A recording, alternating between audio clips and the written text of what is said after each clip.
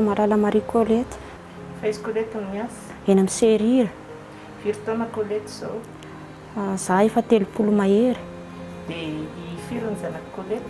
Reo anankiroa reo. Iza siza ny anarany? I Billy dia Nirina. Firy taona Billy? 14 zao izy. Firy taona ny Nirina? 12. Aizy Colette no mipetraka? Tena vato fotsy dia efa mifindra ny Tanambao amin'izao. Fa nanon'iny ianao mifindra tamin'ny Tanambao? Tsara velan'ny dokotera hipetrarana intsony ilay trano. Satria hoe sao dia misapotina miverina eo ilay rangahy. Fa inona no nahatonga an'ilay rangahy nandratra ny Colette? Anasa lamba ako, nidiavana anasa lamba. Dia andro maraina ny andro alahady any efa hitako ilay zavatra tamin'ny tendany aloha. Dia rehefa miverina avy nanasa lamba any an-tandro dia mbola hitako indray nisy anankiray ngeza be.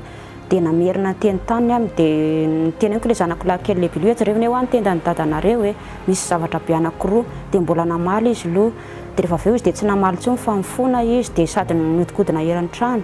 Dia za io manandeha hiasa io dia kaya nandray an'ity zavatra kely fitondrako mandeha miasa iny. Dia kaya akitapoka ny naseny anaty ao dia tsarovako intsony nanaovana anazy satria vy be hoe namelezana anaty ao an-trano. Dia rehefa avy mivonoana dia nitsindriny latabatra dia nitsitofany lamba. Dia ilay zanako no natratra anaty ao an-trano dia niantso vonjeo amin'izay izy dia ilay zanako indray nisika sapo tena no vonoana ny anjehany eraka ny arabe tany. Izay ny zavatra hitako tao an-trano. Dia izy koa amin'ilay hoe misy vehivavy miaraka aminazy dia tsy ahitako mihitsy ilay vehivavy aloha. Fa za ilay miasa dia mirava amin'ny 7 hariva dia miditra amin'ny 7 maraina. Dia iza ny anaran'ilay toerana isanao?